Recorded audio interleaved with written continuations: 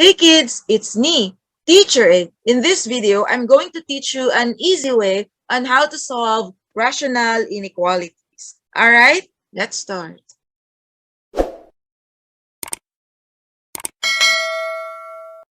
Okay, so bago ko ituro sa inyo yung mas madaling way ng pag-solve ng rational inequalities, itry muna natin kung ano yung sinasuggest na method sa module niya. Alright? Okay, so let's follow the steps first. Okay, so unang step, nakalagay dito, okay, sabi dito, put the rational inequality in general form, like this. Okay, so ang ibig sabihin lang nito, okay, you have to make one side of the inequality equal to 0. Okay, you may replace or you may use any inequality sign. So, pwedeng greater than, ganyan. Pwedeng less than or equal to, pwedeng greater than or equal to. So, let's do that. So, this is the given inequality. We have to make one side equal to 0. How? By transposing this -4 to the other side. Okay? So, we are going to have 2 times x minus 4 over x. Okay? And then plus 4 less than 0. Okay? Ganun lang. So, done with step number 1. Now, we do step number 2. Okay? Ano yung sabi sa step number 2? We have to write the inequality into a single rational expression. To be able to do that, we need to combine these two expressions here into one. Okay? How are we going to do that? Okay, so ganito lang yun. I'm just going to copy first 2 times x minus 4 over x. Tapos, itong 4, okay, kailangan magkaroon siya ng denominator na x. Okay? So, di ba 4 over 1 yan? Okay? I-multiply ko yung denominator niya by x. Okay? Dahil minultiply ko yung denominator niya by x, i-multiply ko rin yung numerator by x. Ganyan. Okay? And this one is less than 0. Okay? And then we need to simplify. Okay? We need to combine them into one rational expression. So, pareho na silang x ang denominator. So, madali na natin silang mapapagsama. Alright? Okay. Itong 2 times x minus 4, i-distribute ko na yung 2 dito. Okay? So, we are going to have 2x minus 8. Okay? And then, para naman dito, we have 4 times x. So, we have plus 4x less than 0. Alright? And then, combining like terms, what do we get? We have, so this is 2x plus 4x. We are going to get 6x. Okay? Minus 8 all over x. Okay? Less than 0. So, ayan na. We were able to write the inequality, okay, with one rational expression on one side. Step number 3. Sabi dito, set the numerator and the denominator equal to 0. Okay? And then, solve for the values of x. Anong tawag dun sa mga values ng x na masolve natin? They are called critical values. Okay? So, let's solve for the critical values. Okay? So, nasa ng numerator? Ito, 6x minus 8. We let this be equal to 0 and then solve for x. So, we have 6x transpose 8, negative 8 actually to the other side. So, magiging positive 8. Divide both sides by 6. Alright? So, what do we get? X is equal to 8 over 6, or get the simplest form or lowest term. So, we have 4 over 3. Okay, dinivide ko yung 8 by 2, dinivide ko rin yung 6 by 2. Okay, next. We set the denominator equal to 0. Madali lang kasi x lang naman yung denominator. Let that be 0. So we have two critical numbers here. So ang mga critical numbers natin ay 4/3 and 0. Okay, so you may want to write here, critical numbers. Okay, pwede, if you like, you may write it in order, okay, according to the real number line. So you may start with 0 and then 4/3. So done with step number 3. Okay, step number 4 na tayo. Sabi sa step number 4, we plot the critical values on a real number line. Okay? And then we'll see those critical numbers will break the number line into intervals. Okay, let's do that. So draw kayo ng real number line. Okay, like that. Okay, may arrowheads. Tapos, ilolocate nyo lang yung dalawang critical numbers. Okay? So, kunyari, ito yung 0. Okay? Ang 4/3, saan nyo makikita? Sa kaliwa o sa kanan ng 0? Sa kanan ng 0. So, kunyari, ito yung 4/3. Okay? So, basta tama lang yung ordering ng mga numbers at tama yung location nila, you're good. Okay? So, yan na yun. Okay, nasan yung mga intervals? Okay, meron tayong tatlong intervals dito. Ito, sa kaliwa ng 0, that's our first interval. Yung second interval, itong gitna ng 0 at saka ng 4/3. Tapos yung third interval, ito, after ng 4/3. Okay, step number 5. Sabi dito, substitute daw natin yung mga critical values dun sa inequality to determine if the endpoints of the intervals in the solution should be included or not.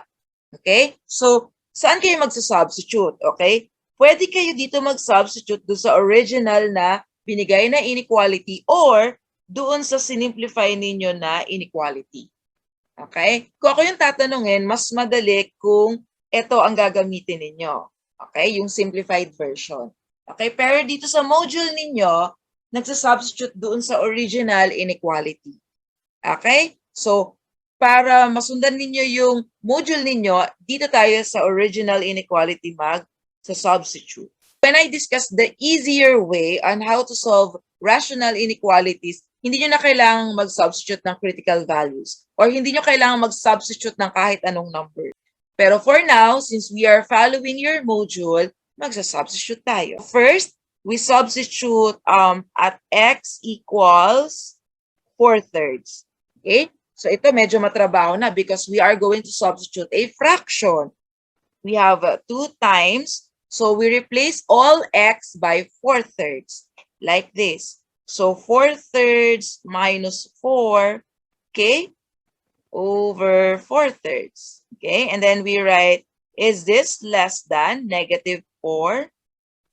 So we have 2 times. Yung nasa loob, pagsasamahin ko into one fraction. So the LCD is 3. Okay, so ito ay 4. Ito ay magiging 12. Okay? And then, nakita nyo, merong divided by 4/3. Gagawin ko na siyang multiplied by the reciprocal, which is 3 over 4. Okay? Again, tinetest natin kung less than ba siya sa -4. Okay? We simplify further. What is 4 minus 12? We have -8 times 2, you'll have -16. Okay? And then, ito makikita nyo, magka-cancel na, di ba? Okay? Tapos, may over 4 dito kasi ito. Okay? So, is this less than -4? Okay? What is -16 divided by 4? That's -4. Oh, is this less than -4? The answer is no. Why? Because -4 is equal to -4. Alright? Okay, so ibig sabihin, yung endpoint na 4/3 ay hindi kasali. Okay? Let's now move on to the second critical value, which is x equals 0. Kapag sinubstitute natin yan, okay, dun sa original inequality, we are going to have like this. Yeah? Okay, and what do you notice? You have 0 in the denominator. At alam natin na bawal mag-0 ang denominator because that will make our fraction undefined. Okay? So, ang undefined value, it can never be less than negative 4. Okay? So, ibig sabihin, yung x equals 0, hindi rin siya kasama. Okay? Yung endpoint na 0 ay hindi kasama. Okay? Move on na tayo sa next step. So, ito ay step number 6. Okay? So, sabi dito, select test values in each interval and substitute those values into the inequality. So, let's do that. Okay? So, again, yung ating mga critical values, okay, parehong false. Okay? Napakita na natin kanina. Alright? By substitution. So, here, kukuha naman tayo ng mga test values sa bawat interval. Kanina, sabi ko sa inyo, meron tayong 3 interval. Okay? Doon muna tayo sa unang interval. Dito. Okay? Pwede nyo ring isulat in interval notation. Paano nyo ba isusulat ang interval notation na yan? Negative infinity, yeah, up to 0. Do we include 0? Kasama ba ang 0? No. So, ganyan lang siya. Okay? Kasi nakita natin kanina, false siya upon substitution. Okay? So, sige, yan yung interval natin. Pili kayo ng isang test point dyan. Okay? Kunyari, or ano ba yung test point? Kuha kayo ng number na nandito. So, kunyari, wag na kayo masyadong pumili ng malaki. Kunyari, negative 1. Okay, substitute tayo at x equals negative 1. Okay, sa original tayo magsusubstitute, original inequality. So, we have 2 times negative 1 minus 4, okay, all over negative 1. Is this less than negative 4? Okay, can you do the math? Okay, what is negative 1 minus 4? You will get negative 5. Times 2, you will get negative 10. Negative 10 divided by negative 1, you will get positive 10. Is this less than negative 4? Mas malaki ba ang negative 4 kesa positive 10? No. So, this one is false. Okay? Yung interval na yan, hindi yan yung solution set. Alright? Okay, move on tayo dun sa next interval. Okay, so burahin lang natin to. Okay? Para magkaroon tayo ng enough space. Okay, second interval. Okay, sulat na nga natin in interval notation. Nasaan ba yung second interval? Ito yung second interval. Actually, pwede nyo lagyan ng hollow circle dito sa may tapat ng 0 at saka dito sa tapat ng 4/3. Ibig sabihin, hindi sila pwedeng kasali. Okay? Sa interval. Okay? Sige nga, sulat natin yung interval. Itong second interval in interval notation. Sige nga, so we have 0 up to 4/3. Okay? So, pili kayo ng isang number dyan, tapos isa-substitute natin sa original inequality. So, 1. Okay? Huwag na kayong pipili ng mahirap i-substitute. So, pili kayo. Ito, 1. Nandyan yung 1. Okay? Dito sa interval na ito. Okay? Kita nyo? 1. So, substitute tayo.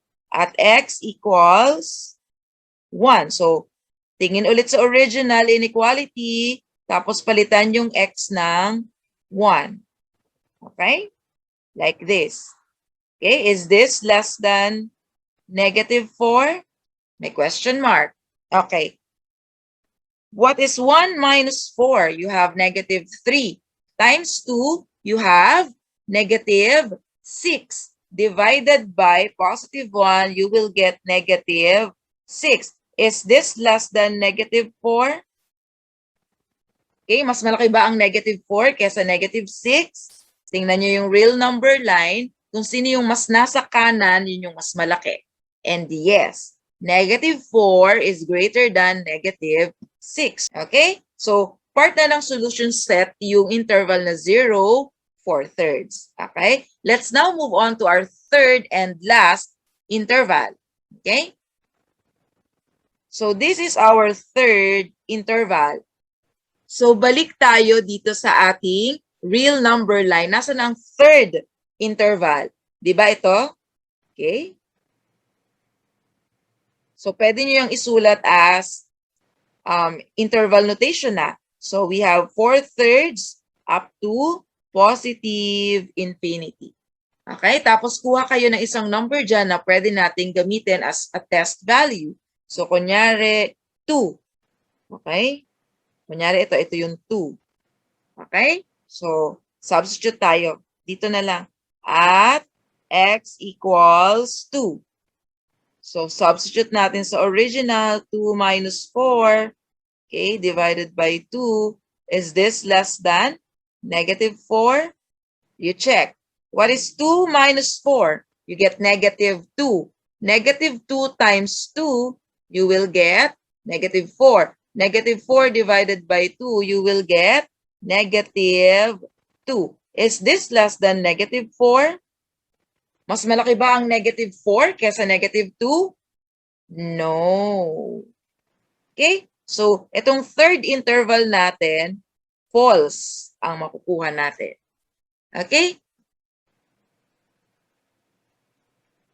And then lastly, sabi dito sa step number 7, use interval notation or set notation to write the final answer. Okay, nagkaroon lang ng typo dito. Ito ay 4/3. Okay, 0 to 4/3. Okay, yan yung final answer. Ngayon, tuturuan ko naman kayo kung paano isolve yung given rational inequality sa mas madaling paraan. Okay? May pagkakapareho sila sa first few steps. Okay? Nung sa module ninyo. Tingnan nyo to. Ito yung given rational inequality. Yeah? 2 times x minus 4 all over x and then less than negative 4. And then what do? We make one side equal to 0. So that's why we transpose negative 4 to this side. Kaya magkakaroon tayo ng ganyan. Okay? So you see, pareho lang. You make one side equal to 0 and then pagsasamahan nyo into a single rational expression. We are going to have this final expression. Okay? So magiging ganyan na yung simplified version ng ating rational inequality. Okay? Tapos same, maghahanap tayo ng critical numbers. Okay? How do we get the critical numbers? Yung numerator, i-equate sa 0, and then you solve for x. Yung denominator din, i-equate sa 0, and then you solve for x. Itong dalawang values na ito, ang makukuha natin. Okay? Itong 4/3, yan yung nagpapa-0 sa numerator. Itong 0, ito naman yung nagpapa-0 sa denominator. Okay? Hanggang dyan sila pareho. Okay? Yung module method at saka itong method na ituturo ko sa inyo. Okay? Ang tawag dito ay table of signs. Okay? Kasi hindi tayo magsasubstitute ng values. Okay? Ang makikita lang natin isang table na merong positive at negative na sign. Okay? So this is how you deal with it. Ilolocate ninyo yung 4/3 at 0 properly, okay, sa isang real number line. So, ginagawa naman natin yan ng first method. Okay? Like this. Okay? So, kung nandito ang 0, ang 4/3 nasa kanan niya. Okay?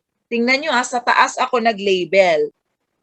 Yung 0 dito ko sa taas nilagay at saka itong 4/3. Okay?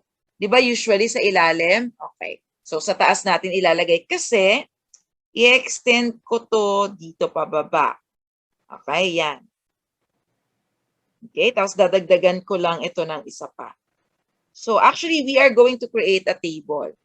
Pero hindi naman kailangan perfect na table. Okay, and then, isusulat ko dito yung numerator. Okay, kita nyo, 6x minus 8. Now, may question ako. Ano ang nagpapa-0 sa 6x minus 8? Di ba na-solve natin kanina? Ito, 4/3. Okay? Ngayon, iisipin nyo lang kapag may 0 kayo, nasaan yung positive sign at nasaan ang negative sign. Okay? Di ba kapag meron kayong 0, yung mga positive numbers nakikita nyo sa kanan. Okay? So parang i-assume ninyo na ito yung 0. Okay? Ito yung 0. So sa kanan nito, you have positive numbers. Sa kaliwa ng 0, you have negative numbers. Okay? And then, ang next question, ito bang 0 dito, isi-shade ko or hollow lang siya? Itong circle na nakikita nyo dito sa 4/3. Okay? Hollow lang siya kasi if you go back to our original or kahit dito sa simplest version ng ating inequality, walang equal sign dito. Okay? Kapag walang equal sign, okay, hindi siya mag-i-equal sa 0 ever. So, ibig sabihin, yung numerator, hindi talaga siya magzi-0. So, yung 6x minus 8, it can never be 0. Okay? So, hollow circle lang siya. Hindi siya pwedeng maging equal sa 4/3. Okay? Isa pa. Now, we move on to our denominator. Ang denominator natin ay x. Saan nagzi-0 yan? Dito. Okay? Siya ba ay hollow circle dyan or shaded? Isasama ba natin yung x equals 0? Hindi natin pwedeng isama yun. Bakit? Kasi yung x equals 0, magpapa-0 naman sa denominator. Bawal mag-0 ang denominator. Yeah? Kasi magiging undefined ang ating fraction. Okay? Or kahit anong expression, basta may 0 sa denominator. Okay? So, hindi natin isi-shade yan. Hollow circle din yan. Okay. Now, saan ulit nakikita ang mga positive numbers? Sa kanan ng 0. So, kung ito ay 0, ito, kita nyo? Ang mga positive numbers, makikita nyo sa kanan niya.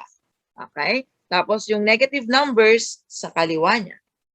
So, ganyan gumamit ng table of signs. Nakikita nyo, hindi tayo nagsasubstitute ng mga values. Okay. Next, to finally get the answer to this rational inequality, ganito ang gagawin natin. Okay? Bubuuin natin yung rational expression doon sa left side ng ating inequality. Ano ba yung rational expression natin? 6x minus 8 all over x. Anong ginawa natin? Pinag-divide natin, di ba? Yung 6x minus 8 at saka yung x. So, ganun lang din ang gagawin natin sa mga signs. Okay? I-divide lang natin. For example, ito, negative divided by negative. What do we get? Positive. Yeah? O, next. We have negative divided by positive. We have negative. Okay? And then finally, positive divided by positive, you will get positive. Okay? So, yan yung mga signs nitong ating rational expression on different intervals. Okay? At anong gusto natin? Gusto natin maging less than 0 siya. Balik kayo dito sa ating simplified version. Di ba ito? Dapat siya ay less than 0. So, dapat negative siya. So, you take this interval. At ano ba tong interval na ito? Tingnan nyo yung original nating line. Yung real number line. Ito. Okay? Diba? Itong interval na to, ito siya, oh. Yan siya. At ano yung nagre-represent sa interval na yan? 0, 4/3. I-include ba natin ang 0 at saka 4/3? Hindi. Kasi ayan, oh. Hollow circle sila. So, ganyan lang.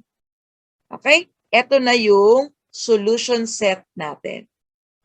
Okay? In interval notation. So, magpa-practice tayo ha on how to deal with the table of signs. Okay? It's up to you kung ano yung gusto nyong method. Kung yung module method or this method. Okay. So, ito yung second example sa module ninyo. Okay? Hindi ko to isosolve by following these steps. Okay? Ipapakita ko sa inyo kung paano to isolve by using the table of signs. Alright? Okay. At ang dapat nating makukuhang sagot ay ito. Nakalagay naman dito sa baba. Okay? Here. Okay? Yan dapat ang makuha nating sagot. Alright? Okay. Let's do the table of signs here. Pero di ba kanina, pareho sila ng first few steps. Okay? So, kunyari, step number 1, ito. Okay? Sabi dyan, put the rational inequality in general form. So, ibig sabihin, you make one side equal to 0. So, okay na tayo. Okay? Kokopyahin nyo lang to. Second step, sabi dito, you have to write into a single rational expression. Okay na rin to. Okay, nasulat na yan. Nakasulat na yan into a single rational expression. Okay na. Pero I want to add here, you have to write the numerator. It's nice if you can write the numerator and the denominator into factored form. Okay? So, kunyari, dito, di ba, you have x squared plus x minus 6, di ba? Over x squared minus 3x minus 4 less than or equal to 0. Okay? Pwede nyo siyang isulat ng ganito, naka-factor. X plus 3x minus 2. Okay? So, please recall your factoring techniques. So, denominator, we're going to have x plus 1, x minus 4. Okay, less than 0. Okay? So, ito yung gagamitin natin, yung factored form. Okay, para mas mabilis. Yan, and next, we solve for the critical values. Sabi dito. Okay, so hanggang dyan, pareho pa. Okay, so what are the critical values or critical numbers? Sige nga, what are the critical numbers? Can you do it mentally? Okay, i-equate nyo lang sa 0. Okay? So, kunyari, ito yung, sige, solve natin dito. Yung numerator, kung gusto nyo mag-start pa rin dito sa x squared plus x minus 6, equal nyo sa 0, if-factor ninyo, you're going to have x plus 3, x minus 2, okay, equal to 0. By the zero product property, you are going to have x plus 3 equal to 0 or x minus 2 equal to 0. Okay? Finally, solving for x, you will get x equals negative 3 at saka x equals positive 2. Okay? Kapag expert na kayo, tingnan nyo to, pwede nyo nang gawin mentally. Ano nagpapa-0? Tingnan nyo to ha. Eto, yung ating factored form. Ano nagpapa-0 sa x plus 3? Eh di negative 3. Yeah, kasi negative 3 plus 3, 0. Ano nagpapa-0 sa x minus 2? Okay? 2. Diba? When x is 2. 2 minus 2 is 0. Okay? Kapag kaya nyo na mentally. Okay? So, ang critical numbers, meron tayong negative 3 at saka 2. Okay? Ano pa? Move on naman kayo sa denominator. Okay? Ang denominator, sige, for this number, sige, solve natin ng ganito. Okay? If a factor, you have like this. Okay? So, x plus 1 is equal to 0. So, x equals negative 1. Okay? Yan na yung unang value ng ating x. Yung sunod, or x minus 4 is equal to 0. So, we solve x equals 4. Okay? So, meron tayo nadagdag na dalawa pang critical numbers, negative 1 at saka 4. You see? So, ang dami-dami yung isa-substitute dito at ang dami-daming intervals na kukuhanan nyo ng test values. Okay? But I will leave that to you. Ang gagawin natin dito is table of signs. Okay? Let's do it. Okay, solve na natin using table of signs. So, nilagay ko lang ulit sila dito para mas malinis yung working area natin. Sige nga, what are the critical numbers again? Ano nagpapa-0 sa x plus 3? Negative 3. Okay? Ano nagpapa-0 sa x minus 2? Positive 2. Ano nagpapa-0 sa x plus 1? Negative 1. Ano nagpapa-0 sa x minus 4? Positive 4. Okay? Tapos, ang sunod na gagawin natin, i-arrange natin, aayusin natin itong mga critical numbers na ito sa ating real number line. So, ganito, draw lang tayo ng real number line. Okay? So, basta properly arranged lang naman sila. Okay? Parang ganito. Kung nandito yung, kunyari, negative 3, okay? Nandito ang negative 1, okay? Tapos, kunyari, ito yung 2, ito yung 4. Okay na yan ganyan, as long as tama yung arrangement nila according to their value. Okay, ang pinakamalaki, si positive 4, ang pinakamaliit, si negative 3. Tapos tama naman din yung location ni negative 1 at saka ni positive 2. Okay? And then, ang sunod na gagawin, di ba, mag-extend tayo ng ganyan. Kasi nga, gagawa tayo ng table. Okay? So, gawa lang tayo ng line na ganyan. Okay? Magdadagdag lang ako dito ng isa pang line.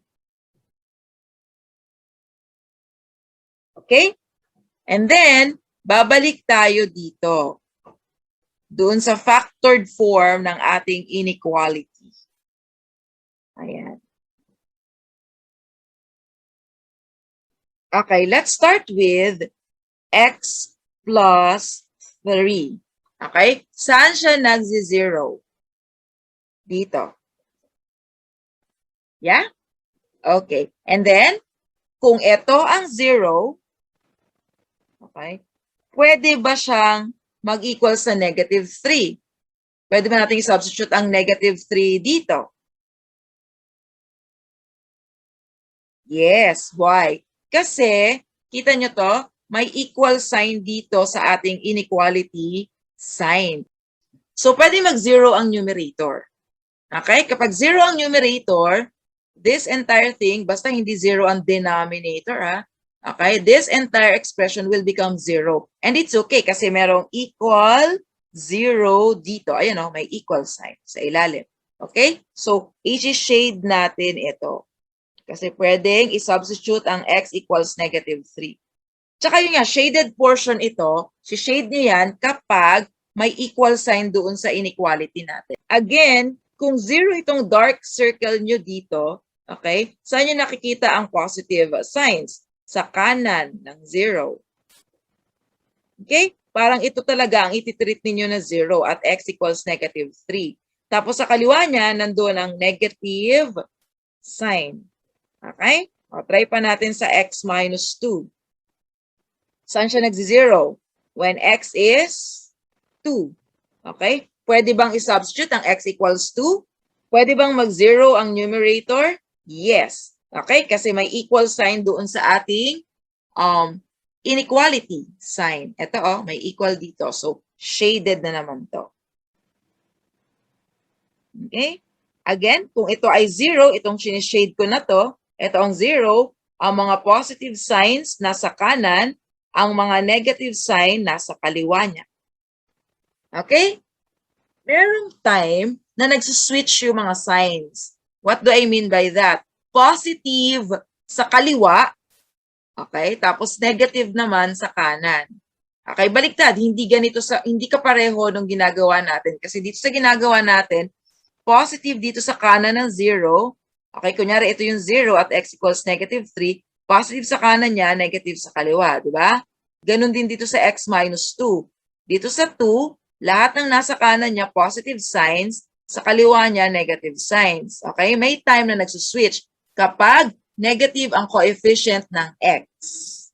Now, let's multiply the signs. Okay, ano yung sign ni x plus 3 at saka sign ni x minus 2? Okay? Kasi yan yung numerator natin. Kita nyo? Ito. Ito yung ating numerator. So, kunin natin yung signs ng nasa taas. So, let's do it. What is negative times negative? What do you get? Positive. Okay? Positive times negative, you will get negative. And so on. Okay? Negative ito. Positive yan. Positive yan. Okay? So, yan na yung mga signs sa numerator ninyo. Okay? Doon na tayo sa denominator. Okay? Ang denominator natin, mag-start tayo sa x plus 1. Saan nag-0 ang x plus 1? Dito. Okay? So, tinatapat ko lang siya dito sa x equals negative 1. Alright? Okay, now, i-shade ko ba to? Ibig sabihin, pwede ko bang i-substitute ang x equals -1 dito sa denominator dito? Hindi, di ba? Kasi that will make the denominator 0. Bawal mag-0 ang denominator. So, hollow circle lang siya. Alright? Okay. So, if this is the 0, ito, alright? Positive sa kanan, kita nyo? Tapos negative sa kaliwa niya. Alright? Okay. Next, we move on to x minus 4. Okay? Saan siya nagsi-0? Dito naman. Okay? Hollow circle din yan. Hindi na yan isi-shade kasi bawal ang x equals 4. Kasi that will make our denominator 0. Okay? And then, positive sa kanan niya. Kunyari, ito yung 0. Positive sa kanan niya, negative sa kaliwa. Alright? Okay. Anong sunod natin gagawin? We multiply the signs para makita naman natin yung sign ng denominator. So, we have x plus 1 at saka x minus 4. So, let's do that. We have negative times negative, positive. Okay? And so on. Negative times negative, positive. Positive times negative, negative. Dito negative. And then finally, dito positive. Okay? Next. Hindi pa, kasi ang goal natin, ganito ang maging itsura niya. Ito. Okay?